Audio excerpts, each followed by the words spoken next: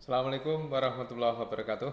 Para pemirsa, jumpa lagi dengan saya Aji Suraji. Pada kesempatan ini saya akan memberikan penjelasan tentang survei antrian pada simpang bersinyal. Para pemirsa, sangat menarik sekali tentang apa itu bagaimana survei antrian pada simpang bersinyal.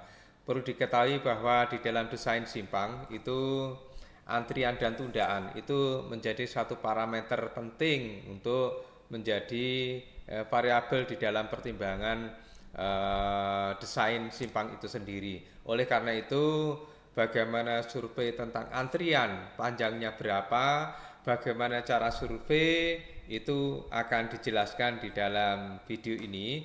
Dan di dalam video ini akan dijelaskan tentang bagaimana cara melakukan survei, hitungan kendaraannya seperti apa, dipilah-pilah seperti apa, kemudian jenis antrian itu seperti apa, ada yang disebut dengan NQ1, ada NQ2, kemudian asumsi-asumsi yang digunakan apa, yaitu menggunakan first in, first out, dan seterusnya. Nah, itu akan kita survei, kemudian ditampilkan ada contoh tabel bagaimana identifikasi di lapangan untuk suatu survei, kemudian juga dijelaskan tentang bagaimana sebenarnya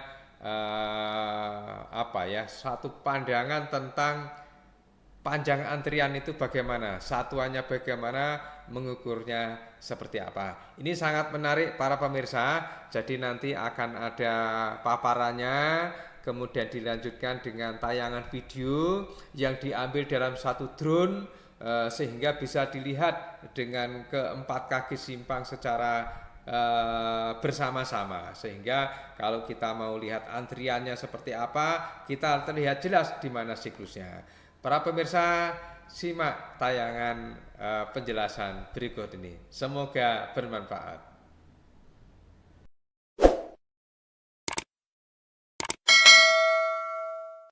Para pemirsa, saya akan memberikan penjelasan dulu sebelum saya tayangkan bagaimana cara survei antrian pada simpang bersinyal. Jadi nanti akan kita tayangkan video bagaimana cara melakukan survei, termasuk gambarnya ya, background di layar ini merupakan nanti lokasi survei dengan menggunakan drone. Kenapa menggunakan drone? Karena akan lebih mudah ya, sehingga bisa diidentifikasi untuk bersama-sama kaki simpang secara bergantian. Oke, baik.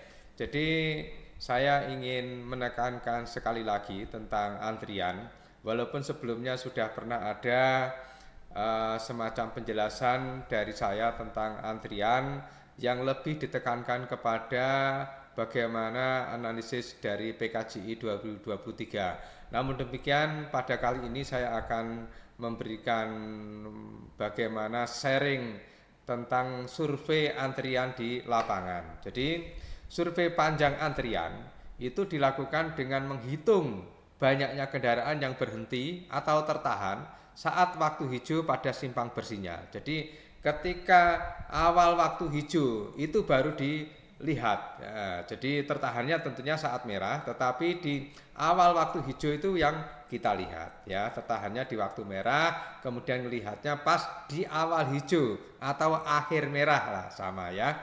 Kemudian kendaraan yang antri itu memang perlu diidentifikasi, dibeda-bedakan dengan berbagai jenis kendaraan. Jadi nanti dibedakan atas kendaraan ringan, kendaraan berat, kendaraan sepeda motor maupun kendaraan tak bermotor apabila ada. Apa fungsinya ini? Karena nanti akan digunakan untuk konversi dari satuan kendaraan ke satuan mobil penumpang. Jadi ketika survei kita menggunakan satuan kendaraan, tetapi akan kita gabungkan berapa panjang antrian keseluruhan, tentunya nanti menggunakan satuan mobil penumpang. Oleh karena itu, klasifikasi kendaraan perlu dibeda-bedakan ya. Oke, selanjutnya masih tentang berkutat tentang pengertian antrian. Jadi pola antrian yang berlaku di simpang bersinyal itu berlaku first in first out atau FIFO ya, yaitu kendaraan yang datang lebih dulu akan berangkat lebih dulu. Artinya apa? di situ tidak ada proses penyiap atau menyalip kendaraan pada daerah antrian tersebut. Ini asumsinya, dan ini benar untuk mobil. Tapi untuk sepeda motor kadang-kadang ada yang dia sambil ngantri sambil menyiap. Nah itu untuk saat ini, untuk survei ini kita abaikan, seolah-olah dia memang first in first out ya. Kemudian jenis antrian perlu dibedakan, ini perlu paham. Jadi ada di dalam MKJI PKJI 2023 itu ada yang disebut dengan NQ1 dan NQ2. Apa itu NQ1? Yaitu jumlah kendaraan berhenti dalam satuan mobil penumpang yang tersisa dari fase hijau sebelumnya. Jadi antriannya panjang sehingga sampai lampu hijau itu sudah habis, itu masih ada sebenarnya antriannya. Itulah yang disebut dengan NQ1. Sedangkan NQ2 adalah jumlah kendaraan dalam satuan mobil penumpang yang datang dan terhenti dalam antrian selama fase merah. Artinya apa? Begitu dia berhenti itu karena saat merah, bukan sisa dari periode hijau sebelumnya. Inilah yang ketika survei perlu kita bedakan NQ1 dan NQ2 ya. Nah, di dalam latihan survei ini saya coba untuk rekap, nanti di dalam tayangan video akan ditampilkan ada kotak seperti ini. Di dalam video ini kita tayangkan sampai 2 siklus ya. Jadi setelah 4 kaki simpang bergerak, kemudian kembali lagi ke siklus yang berikutnya. Jadi pendekatan yang mana, kemudian arah pergerakannya juga perlu diidentifikasi dari mana menuju mana. Nah, kemudian awal hijau ini kita catat. Para pemirsa, waktu awal hijau ini saya catat di video asli, bukan di YouTube ya, karena kalau YouTube ini kan sebenarnya video yang sudah dikompilasi kemudian baru ditampilkan, sehingga secara waktu ya sulit untuk dilihat ya. Oleh karena itu ini saya menggunakan video asli yang ada ya. Sebenarnya masih ada cara-cara dengan rekaman layar, tapi tidak enak, saya lebih suka ini, dan ini waktu ini adalah waktu yang di video asli. Tidak masalah, yang penting dicatat saja. Yang terpenting adalah kita bedakan ada tidak NQ1. Jadi suatu antrian yang berasal dari sisa waktu hijau yang sebelumnya yang tidak bisa terangkut atau tidak bisa keluar. Nah, kemudian NQ2 ini dari yang antri ketika lampu merah. Dari beberapa survei nanti bisa kita lihat apakah NQ1-nya itu ada, kemudian NQ2-nya jelas karena tertahan lampu merah ada. Nah, ini kita bedakan kendaraan ringan, kendaraan berat, sepeda motor. Inilah para pemirsa, ini juga sudah saya deskripsikan di sini. Jadi memang dibuat tabulasi seperti ini.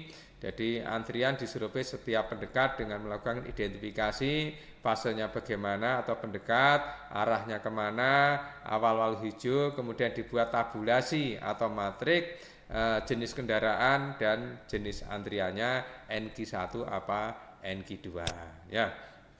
Kemudian tentang satuan, jadi perlu dipahami para pemirsa, jadi antrian ini memang ada berbagai macam sudut pandang. Tetapi kalau kita survei di lapangan dengan berbagai macam kategori jenis kendaraan, maka panjang antrian itu satuannya adalah kendaraan per jenis kendaraan. Jadi kalau yang antri mobil penumpang, kendaraan ringan ya berarti sekian, 6 kendaraan mobil penumpang ditambah dengan 15 kendaraan sepeda motor ditambah dengan 2 kendaraan berat, misalnya begitu, cara mendeskripsikan begitu. Nah, tapi itu kan survei lapangan yang bisa kita peroleh. Di dalam penggabungan menjadi satu kesatuan, itu bisa dikenal dengan menggunakan satuan mobil penumpang. Artinya apa? Berarti jenis-jenis kendaraan tadi ketika jumlahnya ketemu dikalikan dengan ekuivalensi mobil penumpang, EMP-nya berapa untuk masing-masing jenis, sehingga ketika nanti digabung ketemu satuan mobil penumpang. Nah, kemudian itu kalau panjang antrian berdasarkan kendaraan atau SMP ya. tapi juga bisa dengan panjang. Berapa panjang antrian dalam satuan meter, maka bisa menggunakan rumus yang telah diadakan di sini. Tapi ini kan prediksi. Kalau yang aslinya ya bisa langsung kita ukur. Jadi bukan rumus ya maksud saya. Kalau survei lapangan kita ukur di lapangan. Panjangnya berapa? Bawa meteran. Nah, tapi kalau survei itu sebaiknya dipakai patok-patok, setiap bisa 10 meteran, bisa 50 meteran atau 100 meteran kalau itu panjang ya. Silahkan dipatok-patok, ada bendera, kemudian kalau itu ada drone sehingga bisa nampak. Kalau itu drone mungkin bendera bisa kelihatan. Kalau kurang boleh pakai lampu ya yang mengarah ke atas ya. Oke, atau kotak berwarna apalah begitu, silahkan. Nah, panjang antrian pada dasarnya itu berbasis lajur. Jadi dalam satu simpang itu misalnya ada 2 lajur, maka antrian di lajur pertama atau lajur luar sekian, lajur dalamnya yang panjang antriannya sekian. Pada dasarnya ada seperti itu, karena memang panjang antrian itu berbeda nanti tergantung kepada lajurnya. Namun demikian masih mungkin bisa digunakan dalam satu pendekat. Tetapi ketika kita membuat satuan harus ada per 2 lajur. Nah, misalnya gitu. Misalnya jumlah antrian adalah 75 SMP ya, per pendekat 2 lajur. Nah, begitu. Ada begitunya. Jangan dikosongkan jangan jumlah lajur. Kalau itu per pendekat, karena memang pada kenyataannya panjang antrian itu adalah juga merupakan variasi variabel akibat adanya jumlah lajur ya. Oke. Kemudian tentang panjang antrian, ada berbagai macam. Kalau kita survei hanya satu siklus tadi dan satu pendekat, itu namanya panjang antrian satu pendekat saja, satu siklus saja ya. Itu tadi satu hijau saja atau satu merah saja tadi, itu satu fase ya. Itu yang kita jelaskan yang ada di sini. Namun demikian lebih berkembang lagi, itu sebenarnya bisa bagaimana pemahaman tentang panjang antrian itu bisa kalau kita survei dalam satu pendekat itu selama 1 hari, kemudian itu dirata-ratakan, maka bisa kita sebut namanya adalah panjang antrian rata-rata pada pendekat diperoleh dari rata-rata dari survei selama periode waktu tertentu untuk pendekat. Itu baru pendekat. Nah, masih ada lagi nanti persepsi tentang bagaimana panjang antrian itu adalah untuk satu sistem simpang. Jadi kan ada 4 kaki simpang, 1, 2, 3, 4 itu. Nah, masing-masing kaki simpang juga punya panjang antrian. Nah, ini memang digunakan. Justru ini yang paling dipakai sebenarnya dasar untuk perencanaan apel. Jadi apel itu adalah minimum tundaan, minimum delay terhadap mana? Terhadap kesemuanya. Jadi keempat kaki simpang itu kalau di total namanya minimum. Nah, itu baru disebut dengan panjang antrian untuk semua kaki simpang. Nah, sehingga bagaimana panjang antrian rata-rata pada suatu sistem simpang merupakan rata-rata dari hasil survei dari semua pendekat atau kaki simpang. Dari panjang antriannya.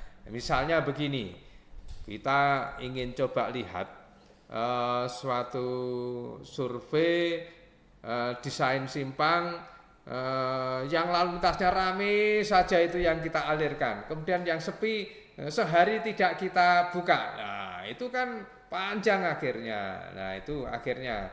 Oke, karena itu ada suatu tinjauan bagaimana panjang antrian atau tundaan ditinjau secara bersama-sama dijumlahkan untuk 4 kaki simpang ya. Oke, baiklah pemirsa, untuk lebih jelasnya silahkan simak tayangan berikut ini ya. Ya, para pemirsa, pada kesempatan ini saya akan menjelaskan tentang bagaimana suatu survei antrian pada suatu simpang adalah simpang Karanglo, di mana Karanglo ini di Kota Malang ada 4 kaki simpang, ini ada underpass, tetapi kita akan menganalisa pada simpang yang ada antriannya. Tampak di sini di sebelah kanan ini adalah kaki simpang dari Malang, kemudian di sini kaki simpang dari Batu, kemudian ini kaki simpang dari arah Singosari, kemudian di sini adalah kaki simpang dari gerbang tol. Tampak di sini nanti akan kita lihat satu persatu, kurang lebih sekitar 2 siklus yang akan kita lihat bagaimana tundaannya. Para pemirsa, ya inilah, jadi kita coba amati ini yang akan bergerak. Nah, oke, jadi inilah pergerakan dari kendaraan itu sendiri. Nah, maka akan kita hitung berapa banyaknya kendaraan yang keluar di sini. Ya, para pemirsa, ini dilihat di tabelnya ada sekitar 6 kendaraan yang ada di sini untuk berada di dalam antrian itu, ya. Ini antrian yang dari kaki simpang pendekat pertama. Selanjutnya di sini adalah kaki simpang untuk yang di pendekat yang kedua, ya. Nah, di sini tampak beberapa kendaraan antri. Kita hitung di sini jumlah kendaraannya, berapa kendaraan yang mobil penumpang, berapa kendaraan yang sepeda motor, ya. Kemudian selanjutnya kaki simpang yang ada di gerbang tol ini nanti akan dapatkan lampu hijau, kemudian dia akan bergerak. Kita lihat berapa panjang antrian dalam satuan kendaraan. Para pemirsa kelihatan, nah ini hasil survei untuk masing-masing. Saya beri penjelasan bahwa karena ini tadi tidak ada sisa, maka NQ1 adalah 0, kemudian NQ2-nya yang dia antri ketika lampu merah. Nah ini bedanya NQ1 dan NQ2. Jadi yang kita lihat adalah NQ2. Oke, sudah habis, berarti menunjukkan kalau ini nanti tidak ada unsur NQ1. Selanjutnya dari sini arah Singosari, ini kendaraan bergerak, beberapa kendaraan sudah bergerak 1 2 3 4 5 6 7. Nah, nanti tulis di sini untuk yang NQ2. Nah, sepeda motor tadi sangat banyak, ini sudah tertulis yang ada di kotak yang sebelah yang warna kuning ini, ya. Oke, jadi ini satu siklus sudah bergerak semua, kemudian selanjutnya akan mulai bergerak lagi untuk kaki simpang yang dari arah Malang. Jadi ada NQ1 dan NQ2, kalau itu tidak sampai ketemu 2 kali, jadi sisa hijau yang sebelumnya ada, namanya berarti NQ1-nya 0, ya. Ini para pemirsa, ini bergerak di mana NQ1-nya adalah 0 karena tidak ada sisa dari hijau sebelumnya. Kemudian kita lihat di sini berapa NQ2-nya untuk masing-masing kendaraan, yaitu kendaraan sepeda motor maupun mobil maupun kendaraan berat. Jadi ini kita lihat, silahkan bisa diulang-ulang kalau menggunakan video, ya, di sini. Nah, oke, para pemirsa, selanjutnya di sini bergerak, ya. Jadi kalau kita survei di bagian awal itu kita tulis di sini itu ada awal hijaunya berapa. Tapi waktu yang saya gunakan ini adalah waktu video originalnya. Jadi bukan waktu yang ketika di YouTube ini. Jadi saya tulis, nah ini contohnya kendaraan berat ini, ya. Ini besar, ini belok kanan, ada jumlah kendaraan. Oke, selanjutnya nanti kita siap-siap untuk kaki simpang dari gerbang tol ini bergerak. Berapa jumlah antriannya yang ada di situ, ya. Oke, ya, sebentar lagi akan bergerak, ya. Kita tunggu sesaat lagi, ya. Oke, ini bergerak. Oke, silahkan lihat di sini, dihitung berapa kendaraan beratnya untuk NQ2, karena NQ1 tadi dari ketika hijau itu sudah tidak ada sisa, berarti NQ1 0, kemudian NQ2-nya ini yang disurvei. Kayak yang tidak banyak ini, memang ini disurvei pada saat pagi, tidak terlalu padat sehingga NQ1-nya selalu 0, ya. Oke, kemudian selanjutnya dari arah Singosari hasilnya seperti ini, agak rame tetapi tidak sampai ada NQ1, yang ada hanya NQ2, baik itu kendaraan mobil, kendaraan ringan maupun sepeda motor, ya. Oke, baiklah para pemirsa, untuk antrian secara 2 siklus sudah kita sampaikan di sini. Namun saya akan menggarisbawahi tentang berbagai hal terkait dengan bagaimana analisis simpang tersebut. Jadi bisa dilihat di sini adalah bagaimana panjang antrian itu satuannya seperti apa. Jadi satuan panjang antrian itu adalah kendaraan. Kalau mau dikonversi menjadi satuan dalam satuan panjang antrian SMP, tentu dikonversi nanti baru bisa digabung nilainya ya. Kemudian berikutnya untuk panjang antrian itu tentunya bisa diprediksi. Kalau itu menggunakan meter, itu menggunakan rumus yang ada di sebelah kanan ini rumus untuk yang PKJI. Tapi di lapangan sebaiknya kalau survei ya bisa diukur langsung menggunakan alat meteran ya, sehingga kita bisa tahu bagaimana tentang panjang antrian itu ya. Oke, selanjutnya dari analisis inilah nanti kita bisa membandingkan bagaimana terhadap PKJI apakah sesuai atau tidak. Begitu para pemirsa, semoga bermanfaat. Assalamualaikum warahmatullahi wabarakatuh.